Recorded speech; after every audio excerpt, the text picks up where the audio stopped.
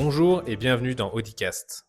Dans chaque épisode, nous plongeons dans les enjeux et les innovations des réseaux sociaux qui transforment notre manière de communiquer. Que vous soyez un professionnel ou un passionné, nous avons hâte de partager avec vous les coulisses des réseaux sociaux en constante évolution.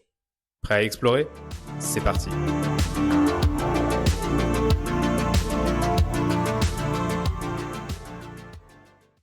Ben Silbermann, né en 1982 dans le Nebraska, au cœur des États-Unis. Il n'est pas ce que l'on pourrait appeler un enfant prodige du code. Ce qui l'intéresse, ce sont les objets, les collections, les idées. Il grandit dans une famille de médecins, mais se passionne vite pour la technologie et la création. Diplômé de Yale en sciences politiques, il commence sa carrière chez Google, mais ne se sent pas à sa place. Là où l'entreprise valorise les ingénieurs purs et durs, Ben, lui, se sent plus à l'aise dans l'univers de l'intuition, du design et de l'émotion. Il quitte Google pour se lancer dans un entrepreneuriat avec un objectif flou mais une idée forte, créer quelque chose qui permet aux gens d'organiser ce qu'ils aiment. Avec deux associés, Paul Schira et Evan Sharp, il développe en 2009 un prototype d'application Tote, une sorte de catalogue mobile de shopping. Mais le projet ne prend pas. En observant, il remarque que les utilisateurs ne cliquent pas tant pour acheter, mais pour garder des idées, des images, des envies. C'est ainsi que germe l'idée de Pinterest, une plateforme qui permet à chacun de créer des tableaux d'inspiration en ligne en épinglant des images trouvées sur le web. L'idée semble simple, mais à l'époque, elle tranche radicalement avec la logique virale et conversationnelle des réseaux sociaux dominants. Pinterest est lancé en 2010 et comme beaucoup de projets web, il connaît un démarrage modeste. Ben Silbermann fait alors quelque chose d'impensable aujourd'hui. Il écrit personnellement à chaque nouveau membre inscrit sur la plateforme pour lui souhaiter la bienvenue. Une attention artisanale qui dit beaucoup de son rapport à la technologie. Ben Silbermann n'a jamais cherché les projecteurs.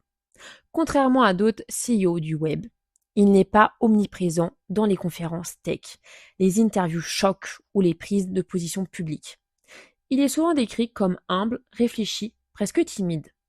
Son objectif n'est pas de révolutionner les relations sociales, mais d'offrir un outil de projection personnelle, là où Zuckerberg souhaitait connecter le monde et Musk le faire parler sans filtre, Silbermann voulait juste offrir un espace pour rêver, organiser et créer. Ce style se reflète dans Pinterest. Pas de feed frénétique, pas de likes visibles, pas de commentaires mis en avant. La plateforme, comme son fondateur, cultive une forme d'élégance silencieuse. Dans l'économie de l'attention, Pinterest est une anomalie. Silbermann l'a toujours assumé. Pas question de se battre pour le temps d'écran ou d'enchaîner les notifications anxiogènes. Il défend une vision du web plus douce, presque thérapeutique. En 2019, il déclare « Pinterest n'est pas un endroit où l'on vient pour voir ce que font les autres. C'est un endroit pour penser à ce que vous voulez faire vous-même. » Cette philosophie inspire de nombreux choix produits, suppression des commentaires toxiques, filtres de recherche plus inclusifs, outils pour détecter les contenus nuisibles, etc. Pinterest ne cherche pas à polariser, mais à inspirer. Cela peut sembler naïf, mais c'est terriblement efficace. Sous la direction de Ben Silbermann, Pinterest passe de quelques milliers d'utilisateurs en 2011 à plus de 480 millions en 2024. L'entreprise entre en bourse en 2019, valorisée à près de 13 milliards de dollars. Et pourtant, Pinterest reste une entreprise à part, moins dépendante des polémiques, moins sujette aux scandales liés aux données ou à la désinformation. C'est le réseau social qui fait peu de bruit mais qui fonctionne en souterrain. Silbermann parvient à faire de Pinterest une machine publicitaire rentable, en attirant les marques du secteur lifestyle, déco, food ou bien-être, qui y trouvent un public réceptif, souvent une phase d'intention d'achat. En 2022, Ben Silbermann décide de quitter son poste de CEO de Pinterest. Après plus de 10 ans à sa tête, il cède les rênes à Bill Ready, ancien dirigeant de Google et de PayPal, Silberman lui reste président exclusif du conseil d'administration. Il garde un œil sur la stratégie, mais prend du recul sur l'opérationnel. Un départ sans fracas à son niveau. Ben Silberman ne sera sans doute jamais une star de la tech, comme Musk, Bezos ou encore Zuckerberg. Et pourtant, son empreinte est immense. Il a prouvé qu'on pouvait créer une plateforme mondiale sans verser dans la surenchère algorithme, sans flatter l'ego des utilisateurs, sans manipuler l'attention à tout prix.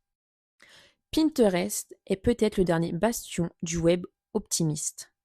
Celui-ci qui croit qu'Internet peut être un lieu de création personnelle, pas seulement de confrontation. Et derrière ce pari un peu idéaliste, il y a la constance et intégration d'un homme, Ben Silberman. Si vous avez des idées ou des sujets que vous aimeriez voir abordés dans le prochain Audicast, faites-le nous savoir. Pour ça, rien de plus simple. Contactez-nous par mail à agence@audinou.com ou réagissez sur les réseaux sociaux avec notre hashtag Audicast. Nous sommes impatients de lire vos suggestions et de les intégrer dans nos futurs épisodes. C'est la fin de cet épisode d'Audicast. Merci de nous avoir écoutés. Nous sommes ravis de partager ces moments avec vous et d'explorer ensemble l'évolution des réseaux sociaux.